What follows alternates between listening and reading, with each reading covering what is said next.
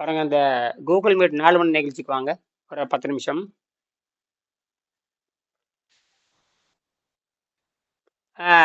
4 மணி நிகழ்ச்சி அனுப்பிச்சிருக்கேன் பாருங்க, Google meet.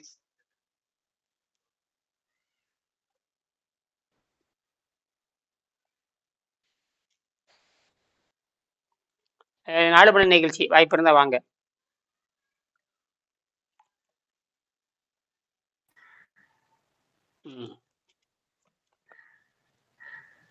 எப்பொருள் யார் யாரை கேட்பினும் அப்பொருள் மெய்ப்பொருள் காண்பது அறிவு. எப்பொருள் எத்தன்மையாயினும் அப்பொருள் மெய்ப்பொருள் காண்பது அறிவு. நாம் இதை தொடர்ந்து உடம்பை சுத்தம் பண்ணிக்கிட்டு இருக்கிறோம். அதாவது நமக்கு வாய் ருசி இயற்கை கொடுத்துருக்குது, பகுத்தறிவும் இயற்கை கொடுத்துருக்குது, மனமும் நம்ம கொடுத்துருக்குது. ஆனா இந்த நம்ம எதை எப்படி பயன்படுத்துறது நமக்கு தெரியல. வாய் ருசி எது கொடுத்ததுன்னு தெரியல, பகுத்தறிவு எது கொடுத்ததுன்னு தெரியல, மனம் அப்படிங்கிறது தெரியல. மனம் 5 வகைப்பட்டது. ஆக மனம் 5ன்னு நமக்கு தெரியாது, பகுத்தறிவு 6ன்னு நமக்கு தெரியாது. பகுத்தறிவு 6வது பகுத்தறிவு சொல்றான், வரிசைப்படியா என்ன தெரியல. பகுத்தறிவுன்னு சொல்றான், பகுத்தறிவு என்னன்னு சொன்னா தெரியாது. முதல் அறிவுனா என்ன, இதெல்லாம் நமக்கு தெரியாம இருக்கிறோம். வாய் ருசின்னா 6 இருக்குதுங்கிறான், அது எதுக்கு பயன்படுத்துறோம்னு தெரியாது. இதெல்லாம் குழம்பி போய் இருக்கிறதுனால உடம்பு என்ன கெட்டு போச்சு. இது என்னன்னு கேட்டிங்கன்னா, இதை கண்டுபிடிச்சி சித்தர்கள் என்ன பண்ணாங்கன்னா, குழந்தையா இருக்கிறப்ப ஒரு பருவம், திருமணம் ஆனதுக்கு அப்புறம் ஒரு பருவம், அதுக்கப்புறம் குழந்தை பெருசாகி, எனக்கு பிறந்த குழந்தை பெருசாகி அதுக்கு எல்லா செயலை முடிச்சதுக்கு அப்புறம் தலைவன் தலைவி, அதாவது குடும்பத்தினுடைய அம்மா அப்பா என்ன பண்ணணும், தனிமையா போய் உடம்பை சுத்தம் செய்ய வேண்டும். தனியாக ஒரு குடில் போட்டு, இங்கே ஏற்கனவே குடிலிருந்து குழந்தைகளை பெற்று வளர்த்தி அது பெருசானதுக்கு அப்புறம் இன்னொரு குடில் போடணும். இன்னொரு குடில் போட்டு 2வது குடில் போட்டு அங்கிருந்து பெற்றோர்கள் தன்னை காப்பாற்றி கொள்ள வேண்டும். இப்போ எனக்கு நோய் வந்துன்னு வச்சுக்கணும், யாரு காப்பாற்றுவாங்க? ஏன்னா அடுத்தமற்ற கேள்வி. முதல்ல நான் என் குழந்தைகளை நான் வளர்த்துறேன், நோய் நொடி இல்லாமல் குழந்தைகள் வளர்த்தணும். நான் என்ற குழந்தைய நோய் நொடி இல்லாமல் வளர்த்தணும், சரியா? அவங்களுக்கு நோய் எப்படி காப்பாற்றுறதுன்னு சொல்லி கொடுக்கணும். என்னை காப்பாத்துறது எனக்கு தெரியாது பொழுது நான் எப்படி குழந்தைய நான் காப்பாற்ற முடியும்? இது அடிப்படையே தப்பா இருக்கு இல்லையா? நல்லா யோசிச்சு பாருங்க. வணக்கம். அப்ப உங்களை நீங்க காப்பாற்ற தெரியாது பொழுது, உங்களுக்கு நோய் வந்தா உங்களுக்கு காப்பாற்ற தெரியாது, உங்க குழந்தைகளை எப்படி காப்பாற்ற போறீங்க? எவ்வளவு ஒரு முட்டாள்தனம் பாருங்க. இது யாராவது சிந்திச்சுக்கலாம்னு பாருங்க. இப்ப உங்களுக்கு நோய் வர மாதிரி உங்க பையனுக்கு வரும். அப்ப எனக்கு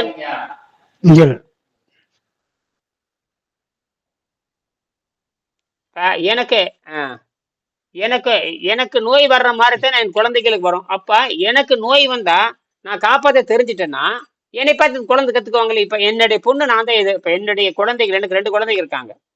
ஒன்று 31 திருமணம் ஆகி அதுக்கு 4 வயசு குழந்தை இருக்குது. கல்லூரியில் ஆசிரியராக இருக்கிறாங்க. அவங்க என்னை கிட்டத்தட்ட 35 வருஷம் அந்த வயது வரைக்கும் என்னை பார்த்துக்கிட்டே இருக்காங்க. இப்போ என் பொண்ணு, இன்னொரு சின்ன பொண்ணு 21 வயசு வரைக்கும் பார்த்துட்டு இருக்கிறாங்க. அப்ப நான் நோய் என்ன செய்வேன்னு என் குழந்தைகளுக்கு தெரியும்.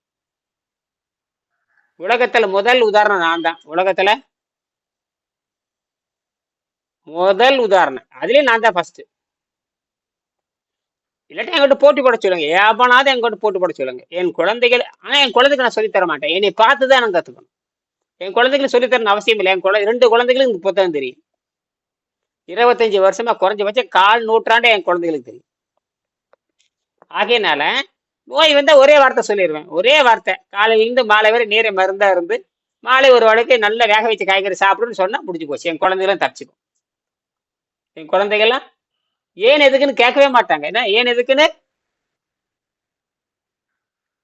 நான் சொல்றது உங்களுக்கு புரியுதுங்களா? ஏன் எதுக்குன்னு கேட்கவே மாட்டாங்க. ஏன் சொல்லுங்களா பார்க்கலாம், உங்க அறிவை பயன்படுத்தி சொல்லுங்க. இப்ப நான் இப்ப பொதுவா வைக்கிறேன். என் குழந்தைகளுக்கு என் 2 பெரிய பொண்ணு இருக்காங்க. பெரிய பொண்ணுக்கு நான் சொல்லிடுவேன், சின்ன பொண்ணு இருக்காங்க. இதை பத்தி ஆராய்ச்சி பண்ண போறாங்க, அதெல்லாம் இருக்கட்டும். இப்ப நான் நோய் இல்லாம வாழ கத்துக்கிட்டதோட என் குழந்தைகளை காப்பாற்ற முடியும். எனக்கு நோய் வந்துச்சு யாரு காப்பாத்துவாங்க? எனக்கு நோய் வந்துருச்சு யாரு காப்பாத்துவாங்க? மருத்துவர் காப்பாற்ற முடியாது, மருந்துல நோய் குணமாக்க முடியாது. அப்ப எனக்கு நானே நான் குணமாக்கிட்டாதான் என்னுடைய குழந்தைகள் என்னை பத்தி கவலைப்படாம இருப்பாங்க. அப்ப இதுல என்ன பிரச்சனை கேட்டீங்கன்னா, பெற்றோர்கள் நோயெல்லாம் வாழ கத்துக்கிட்டா தான் அதை பார்த்து யாரு கத்துக்குவாங்க?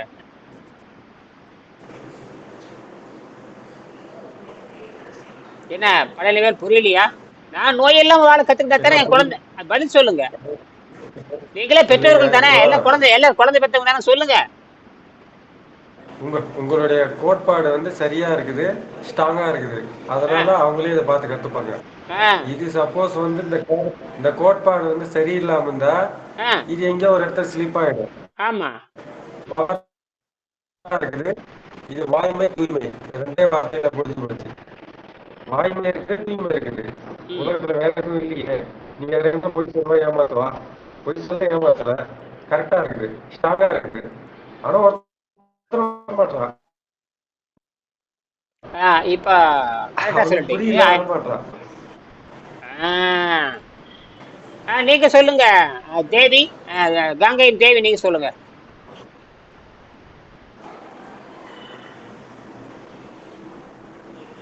ஆ, அவங்க ஏதோ இதாயிட்டாங்க, அலைவரிசை சரியா எடுக்கல. நீங்க சொல்லுங்க. எங்க உங்க பேர் என்ன? ஆ, கம்பம். ஆ, அப்ப அப்ப நான் நோய் இல்லாம வாழ கத்துக்கிட்டாதான் என்னை பத்தி குழந்தை கத்துக்குவாங்க. என் குழந்தைகளுக்கு உணவு பழக்கத்துல தப்பு வந்துச்சுன்னா அவங்க வந்து உணவு பழக்கத்தை எப்படி சரி அவங்களுக்கு தெரியும், அவங்க தப்பிச்சு போயிடுவாங்க. அப்ப நான் இந்த உலகத்துக்கு இந்த என்னுடைய குடும்பத்துக்கு நான் தான் முதல் உதாரணம். இதை பார்த்து எல்லாரும் தெரிஞ்சுக்கணும். இதை புரியாம யாராவது உளர்னாங்கன்னா முடிஞ்சு போச்சு. இப்ப எனக்கு நோய் வந்ததுன்னா யாரும் காப்பாற்ற முடியாது. அப்ப எனக்கு நோய் வந்தா என்னை நானே காப்பாற்றணும். அதுதான் இயற்கை, அதுதான் இயற்கையினுடைய அறிவு. எல்லா விலங்குகளும் தனக்கு வைத்தியம் பார்த்துக்குது. எல்லா விலங்குகளும் தனக்கு நோய் வந்தால் வைத்தியம் பார்க்குது. தெரியுமா உங்களுக்கு? எல்லா விலங்குகளுமே தனக்கு நோய் வந்தால் வைத்தியம் பார்க்குது. அப்ப என்ன வாழ்வு என் கையில தான், சாவு அப்ப என்னை பத்தி எங்க குழந்தைகளுக்கு கவலைப்படமா? எனக்கு வயசு 66 ஆச்சு. இன்னைக்கு 66 வயசுல அவன் சக்கரை நோய் வந்து செத்து போயிட்டானுங்க. எப்படி சாப்பிடுறதுன்னு தெரியல. நான் எங்கேயும் போறதும் இல்லை, எனக்கு செலவும் இல்லை. என் குழந்தைகள் வந்து என்னைக்கு போன் என்னை வந்து சாப்பிட்டீங்களா, தின்னீங்களா அப்படின்னு கேட்டதே கிடையாது. என்னது சாப்பிட்டீங்களா, தின்னீங்களான்னு யாரும் கேள்வி கேட்டு 26 30 வருஷம் இல்லையா? இப்ப இது சின்ன பொண்ணுக்கு வயசு 21 ஆச்சு. 21 வருஷத்துல ஒரு தடவையாவது என்னப்பா உடம்பு சரியில்லாம போச்சா, இல்ல சாப்பிட்டியா? எல்லாம் ஆப்பு வச்சாச்சு. கோபியில முதல் குடும்பம் நான் தான். என் குடும்பத்துக்கு நான் தான் சொல்லி தர முடியும். நான் மற்ற பக்கத்தாளுக்கு எத்தனையோ குடும்பம் இருக்கு, என்னை பார்த்து கத்துக்கொள்ள முடியாது.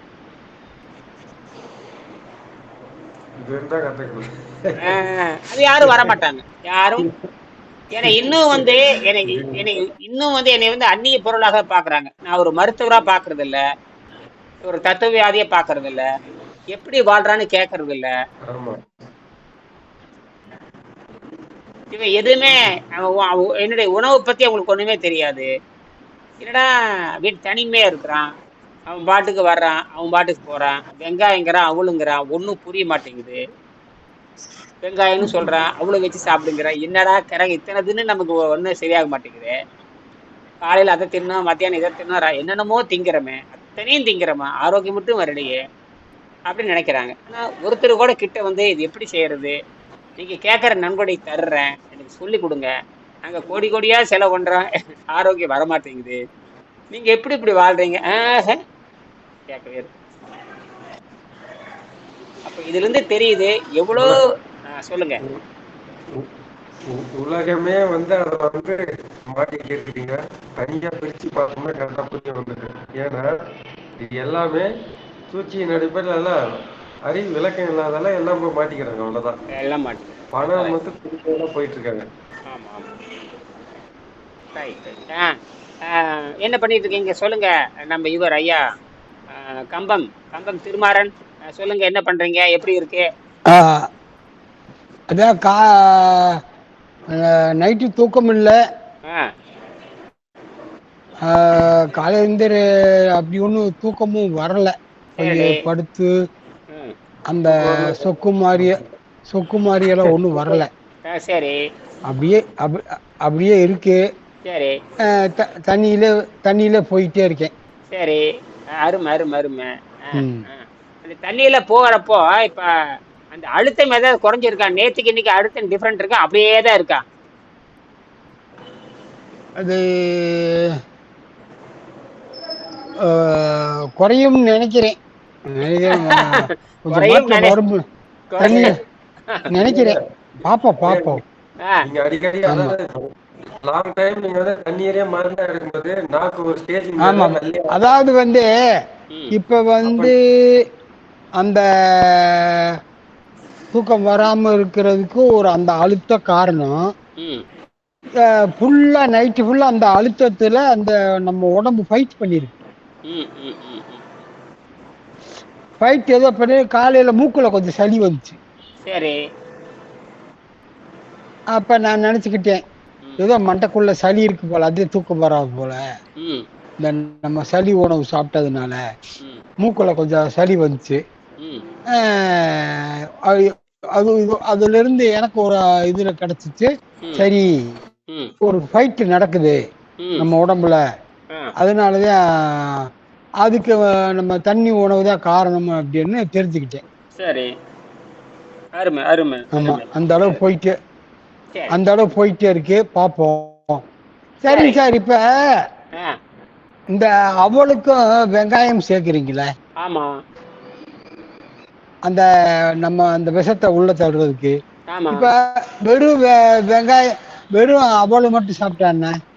அதான் வெறும் அவளும் கொஞ்சம் நார் சத்து அப்பதான் இருக்குதுன்னா நம்ம நல்லா அந்த அவள் சும்மா இல்ல இவ்வளவுதான் இல்ல, பாரு ம் அதான் கேக்குறேன்.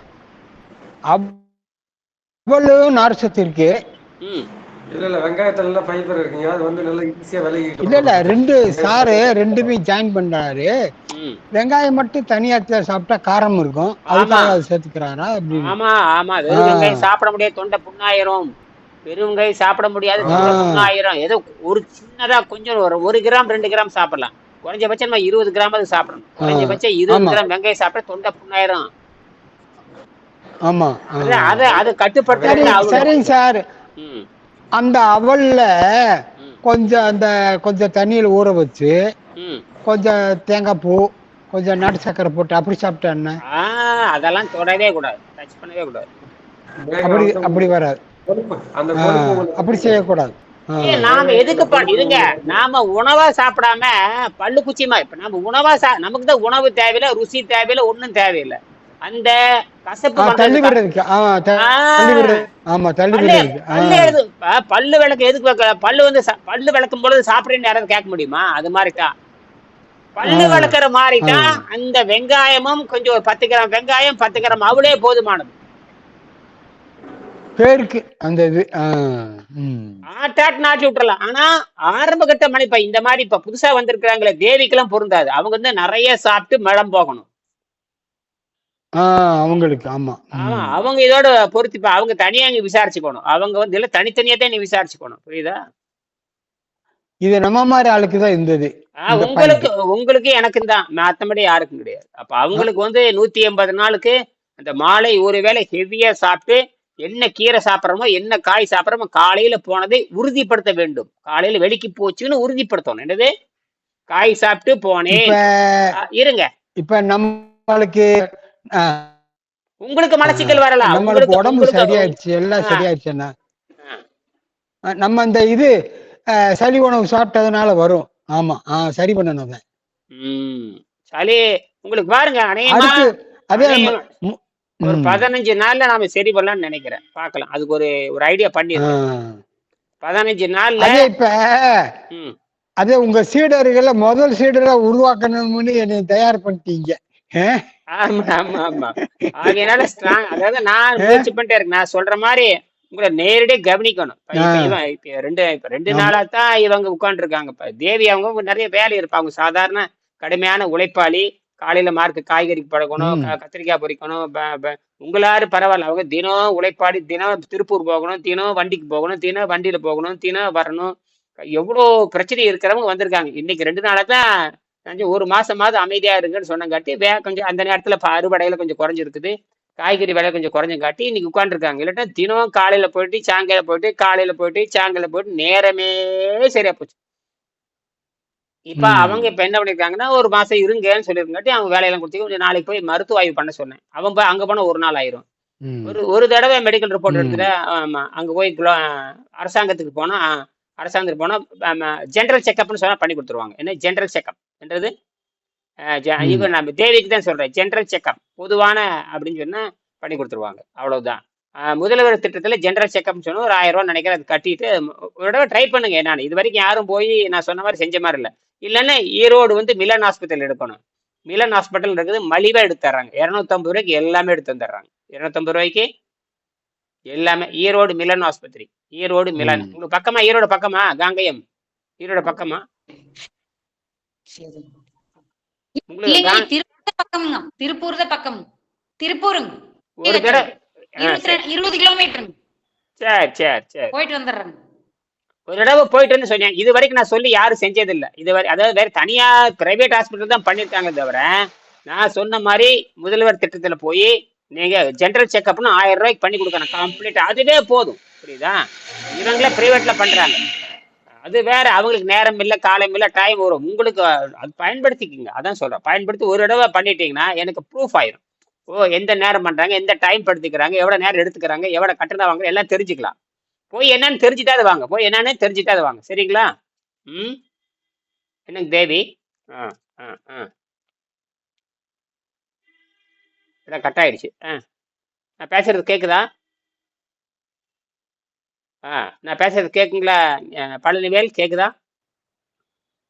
நம்மளுக்கு எங்களுக்கு கேக்குது சார். உங்களுக்கு தெளிவா கேக்குது? எங்களுக்கு கேக்குது. யார புதுசா ஒருத்தர் வந்திருக்காங்க, மகேஷ். அவங்களுக்கு ம். மகேஷ் யாருங்க? சொல்லுங்க. நீங்க யாரு, எங்க இருந்து வர்றீங்க? சொல்லுங்க மகேஷ், எங்க இருந்து பேசுறீங்க? மகேஷ். அதே யாரு மகேஷ்? மகேஷ்னு வந்திருக்குது. சரி, இப்ப நான் ஒரு பாயிண்ட் சொல்றேன் பாருங்க. இது கூட்டி கழிச்சு பார்த்தால், அதாவது நம்ம இந்த 70ஆம் பக்கத்துல பாத்தீங்கன்னா 71ஆம் பக்கம் 71ஆம் பக்கம் 71ஆம் பக்கம். இப்ப நம்ம வந்து கையில பணம் வச்சிருந்தா செலவு பண்றோம் இல்ல. இப்ப நம்ம ஒரு 100 ரூபாய் வச்சிருந்தோம்னா 10 ரூபா அதுக்கு செலவு பண்ணோம், 10 ரூபா இதுக்கு செலவு பண்ணோம், அங்க கட்டணும் இங்க கட்டணும் சொல்றோம் இல்லையா? அதே மாதிரி நாம சாப்பிடுற உணவு, நம்ம உள்ள வாயில சாப்பிட ஏதோ சாப்பிட்றோம். அந்த சாப்பிடுகின்ற பொழுது இந்த உடம்பு எப்படி செலவு பண்ணுதுன்னு ஒரு அருமையான கண்டுபிடிப்பு. இப்படி இந்த மாதிரி யாரும் சொல்லியிருக்க மாட்டாங்க. தின்றான்னு சொல்லுவானே தவிர, கையில 100 ரூபா கொடுத்தா, கையில ஒரு பொண்ணுகிட்ட பசங்கிட்ட குழந்தைகிட்ட 100 ரூபா கொடுத்தோம்னா என்ன எப்படி செலவு பண்ணு கேட்கறமே இல்லையா? ஏப்பா 100 ரூபா கொடுத்த என்ன செலவு பண்ணா? அம்மா அது வாங்கினேன், இது வாங்கினேன், புத்தகம் வாங்கினேன், பேனா வாங்கினேன், பென்சில் வாங்கினேன், பள்ளிக்கூடத்துக்கு போனேன், 5 ரூபா இப்படி அப்படின்னு அந்த 100 ரூபாய் கணக்கு கொடுக்குற மாதிரி வெங்கடேசன் அருமையா கண்டுபிடிச்சிருக்காரு. நாம் சாப்பிடுகின்ற உணவு உடம்பு எப்படி செலவு பண்ணுது அப்படின்னு கண்டுபிடிக்கிறாரு. கேமரா தள்ளி போயிடுச்சு. Right, okay. தள்ளி போயிடுச்சு, பரவாயில்ல. அப்படின்னா இந்த உடம்பு எப்படி செலவு பண்ணுது பாத்தீங்கன்னா, 2 வந்து இயற்கையா நடக்குது, 2 வந்து செயற்கையா நடக்குது. நல்லா புரிஞ்சுக்குங்க. அதாவது நான் உணவு சாப்பிட்றோம், உடம்பு எப்படி செலவு பண்ணுது பாத்தீங்கன்னா, காலையில திடக்கழிவே வெளியே போகுது. இது அடிக்கடி நீங்க இந்த 70ஆம் பக்கத்தை 71ஆம் பக்கம் அடிக்கடி நீங்க படிக்கணும். எத்தனாம் பக்கம்? 71 72. எத்தனது? 71 72 அடிக்கடி படிச்சு மண்டையில ஏத்திக்கணும். 71 72 என்னது? 5ஆம் பாடத்துல இருக்குது. எத்தனாம் பாடத்துல? 5வது பாடத்துல இருக்கு. ரொம்ப முக்கியமான பாடம் 5ஆம் பாடம். அந்த 5ஆம் பாடத்துல 71 72 அந்த பக்கத்தை மண்டையில ஏத்திக்கணும். இப்படித்தான் உங்க உடம்பு செலவு செய்கிறது. இது வரைக்கும் உலகத்துல எந்த டாக்டரும் சொல்ல, எந்த இயற்கை மருத்துவரும் சொல்லல. எவன காய்கறி மருத்துவம், இயற்கை மருத்துவம், அந்த மருத்துவம், மலர் மருத்துவம், புண்ணாக்கு புடலங்க ஏவனும் சொல்லல. புரியுதுங்களா? அதனால இது முக்கியமான பக்கம். இதன்படிதான் உங்க உடம்பு செலவு பண்ணுது. உடம்பு வச்சுக்கிறது இல்ல, செலவு பண்ணுது. இப்ப 100 ரூபா உங்களுக்கு கையில கொடுத்தனா 2 நாள் செலவு பண்ணிடுறீங்க. அதே மாதிரி உடம்பு எப்படி செலவு பண்ணுதுன்னு பாத்தீங்கன்னா, முதல் திடக்கழிவாக ஒரு மலத்தை வெளியேற்று. நீங்க சாப்பிட்றதுல வேஸ்ட், நீங்க சாப்பிட்றதுல திண்டம். இட்லி தின்ன என்ன, பூரி தின்ன என்ன, எதை தின்னாத்தே என்ன, பொண்டாட்டி சமையல் பண்ணி கொடுத்தா என்ன, கடலை போய் தின்னான எல்லாமே திண்டம், வேஸ்ட் வேஸ்ட் வேஸ்ட். அப்ப அந்த உடம்பு என்ன பண்ணுன்னு கேட்டு, ஏன்னா உடம்பு இயற்கையில இயங்குது, தாவரம் மாதிரி இயற்கையில இயங்குது. அதுக்கு சுத்தமான காற்றும் சுத்தமான நீரும் இருந்தால் அது வேலை செய்யுது. அதே மாதிரி நமக்கு நடமாடும் தாவரம். நாம வந்து உட்கார்ந்து இருக்கிறது இல்ல, நம்ம 6 அறிவு பற்றி 7ஆம் அறிவை 6 அறிவு பற்றி 6 அறிவின் வளர்ச்சியினால 7ஆம் அறிவை எட்டி பிடிக்கின்ற யோகிகள் நாம் யாரு? 6ஆம் அறிவை தாண்டி 7ஆம் அறிவை எட்டி பிடிக்கின்ற யோகிகள் இயற்கையாக தோன்றினார்கள். நாம என்ன பண்றோம்? அந்த இயற்கையாக தோன்றிய அந்த அறிவாளிகளுடைய பழக்கத்தை பின்பற்றி நாமும் முயற்சி பண்ணி 7ஆம் நிலைக்கு போறோம். நாமும் முயற்சி பண்ணி எத்தனாம் நிலைக்கு போறோம்? 7க்கு போறோம். சரி, அப்ப இந்த உடம்பு எப்படி செலவு பண்ணுது? இப்படித்தானே ஒரு ஆசிரியருக்கு சொல்லி தரணும். அது என்ன, இது சாப்பிட்டா அது நல்லது, இப்படி அப்ப அதுக்கு நல்லது இதுக்கு நல்லதுன்னு சொல்றானே தவிர எல்லாமே செலவு பண்ணக்கூடியது. ஆனால் இதுல அப்படி இல்லை, எல்லாமே வரவு. இதுல பாத்தீங்கன்னா எல்லாமே வரவு, காசு மிச்சம். அதாவது ஆரோக்கியத்துக்காக 10 பைசா செலவு பண்ண தேவையில்லை. என்னது, ஆரோக்கியத்துக்காக எத்தனை பைசா செலவு பண்ண தேவையில்லை? 10 பைசா செலவு பண்ண இல்லைங்க. அதுதான் இங்க முக்கியம். சரி, ஆக நான் முன்னும் உணவு எந்த விதமாக செலவாகிறது என்று கொஞ்சம் படித்ததெல்லாம் மறந்துட்டு எவனும் சொன்னாலும் அதெல்லாம் கொஞ்சம் ஓரமா வச்சுக்கிட்டு கொஞ்சம் சிந்திக்கிறோம். நாம் உண்ணும் உணவு எந்த விதமாக செலவாகிறது நாம் படித்ததெல்லாம் கொஞ்சம் மறந்து விட்டு கொஞ்சம் சுயமாக சிந்திப்போம். சாலிட் வேஸ்ட், நாம சாப்பிட்ற உணவு மலமாக வெளியேறுகிறது, தினமும் திடக்கழிவாக வெளியேறுது. ரெண்டாவது, தேவையற்ற உப்பும் நீரும் சிறுநீர் மூலம் வெளியேறுது. 3வது பாயிண்ட் படிங்க தேவி, 3வது பாயிண்ட் படிங்க. விட்டு விட்டு எடுக்குது, நானே படிச்சிடுறேன். யாராவது படிக்க முடியுமா? விட்டு விட்டு எடுக்குது உங்களுக்கு, அதனால அலைவரிசை சரியா இல்லை தேவி. இது ஒரு பகுதி இரவில் விஷமாக வாயிலும் உணவு பாதையிலும் படுகிறது. இதைத்தான் காலையில் பல் விளக்குவதன் மூலம் தொண்டை வரை சுத்தம் செய்கிறோம். உணவு பாதையில் படியும் விஷத்தை வேக வைத்த காய்கறியின் மூலம் பெருங்குடலுக்கு கொண்டு வந்து வெளியேற்ற வேண்டும் என்று நீர் உணவு முறை சொல்லுகிறது. 4வது, மீதப்பகுதி முக்கியமாக ஸ்டார்ச் கொழுப்பாக உடலில் பல பாகங்களில் தங்கி பல நோய்களுக்கு காரணமாகிறது. அதாவது நம்ம சாப்பிட்ற ஸ்டார்ச் இருக்குல்ல, இன்னைக்கு சாப்பிட்ற இட்லி தின்ன, தோசை தின்ன, ஒரு வேளை தின்ன, இந்த 2 வேளை, இதெல்லாம் ஏமாற்று வேலை. ஒரு வேளை திங்கிறது தப்பு, 2 வேளை திங்கிறது தப்பு, 3 வேளை திங்கிறது தப்பு. கண்டதை தின்னு ஓட்டு நோய் வாங்கக்கூடாது. வாயில நாட்டம் அடிச்சாவே நீங்க திங்கிறது தப்புன்னு அர்த்தம். வாயில நாட்டம் அடிச்சாவே நீங்க யாரு? நோயாளியா மாறிட்டீங்கன்னு அர்த்தம். என்ன மாறிட்டீங்க?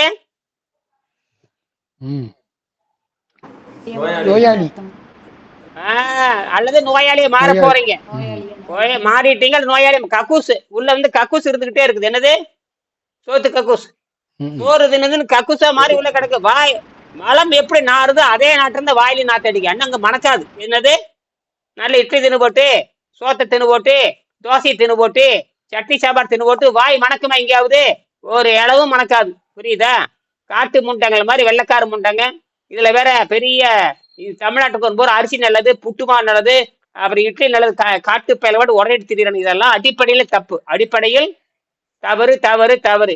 அது இயற்கை உணவு அதை விட தவறு, செயற்கை உணவு அதை விட தவறு, இயற்கை உணவு அதை விட தவறு. இயற்கை உணவு என்பது இன்னொரு பழக்கத்திலிருந்து இன்னொரு பழக்கத்துக்கு மாறுவதற்கு பயன்படுதே தவிர முழு சுத்தத்துக்கு வராது. ஒரு பழக்கத்திலிருந்து இன்னொரு பழக்கத்துக்கு மாறுறீங்க, சிகரெட்ல இருந்து பீடிக்கு மாறுறீங்க, பீடில இருந்து சாராயத்துக்கு மாறுறீங்க, சாராயத்திலிருந்து டீக்கு மாறுறீங்க. அப்படி வேற பழக்கத்துக்கு மாறுமே தவிர சுத்தத்துக்கு வராது. புரியுதா? யாருக்கு புரிஞ்சுது? 3 பேத்துல யாருக்கு புரியும்? ஒருத்தர் போயிட்டாரு, 3 பேர் யாருக்கு புரிந்தது? அப்ப இயற்கை உணவு நல்லதுன்னு பேசக்கூடாது. இயற்கை வந்து இன்னொரு பழக்கத்துக்கு மாறிட்டீங்க. என்னது? வேற பழக்கத்துக்கு மாறுவீங்க, அவ்வளவுதான். சுத்தத்துக்கு ஃபைனல் சுத்தத்துக்கு வராது. புரியுதா? இப்ப வாய்மை தூய்மை 2 தான். எங்க எதை அடிச்சாலும் தாங்க வாய்மை தூய்மை. வாய்மை தூய்மை தான். சரி, ரைட்டா? அப்ப கூட்டி கழித்து பார்த்தா அப்ப மீத 4வது பகுதி, இந்த 4வது பகுதி வந்து அந்த 3வது பகுதியும் 4வது பகுதியும் நாம தான் செய்யணும். 3வது பகுதியும் 4வது பகுதியும் யார் செய்யணும்? மனுஷன் தான் செய்யணும். அப்ப இது செயற்கையா சுத்தப்படுத்தணும். இயற்கையா வந்து மலம் வெளியே போயிடும். அதுவே பல பேருக்கு போக மாட்டேங்குது. இயற்கையா சிறுநீர் பிரிஞ்சிடும். அது 2. அப்ப 2 இயற்கையா 2ன்னு வச்சுட்டாலும் கூட இப்ப இயற்கையில 2 வகையில சுத்தமாயிக்குது. செயற்கையா நம்ம 2 சுத்தப்படுத்தணும். அதை 3 நாளையும் நாம தான் செய்யணும். 3 நாளையும் யார் செய்யணும்? இதை செய்யாதனாலதான் இதை நான் செஞ்சங்காட்டி நான் நோய் இல்லாம இருக்கிறேன். அப்ப என் பொண்டாட்டி என்னை பத்தி கவலைப்பட மாட்டாங்க. என் பொண்டாட்டி என்னை பத்தி கவலைப்படக்கூடாது. யாரு? மனைவி. இப்ப உங்க மனைவி உங்களை பத்தி கவலைப்பட மாட்டாங்க. யாரு? திருமாவளவன் மனைவியோ மக்கள் வந்து உங்களை பத்தி கவலைப்பட மாட்டாங்க. ரைட்டு, பரவாயில்ல, அவருக்கு ஒண்ணும் இல்லை. உங்களை பத்தி யாராவது கவலைப்படுறாங்களா?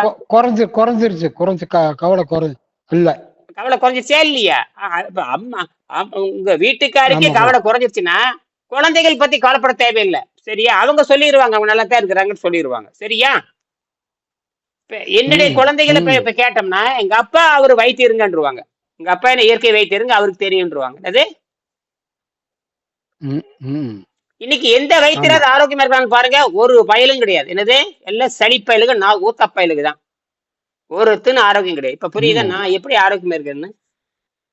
அப்ப இங்க ஆரோக்கியத்துக்கு இங்க சவால். ஏன்னா இது விண்வெளி சக்தியில வாழ்றது. இவன் என்ன இவன் என்ன பண்ற? தேங்காய் மரத்துல வாழ சொல்றான். நாங்க விண்வெளி சக்தியில வாழ சொல்றோம். என்னது? விண்வெளி சக்தி. அதனாலதான் எல்லா இயற்கை விஞ்ஞானம் தோத்து போறாங்க. சரியா? இதை பற்றி நம்ம வீடியோ மறுபடியும் பேசுவோம். அப்படி விண்வெளி சக்தி எப்படி வாழ்றதுங்கிறது இரவு 8 மணிக்கு பேசலாம். சரியா? நன்றி, நன்றி, வணக்கம். ம்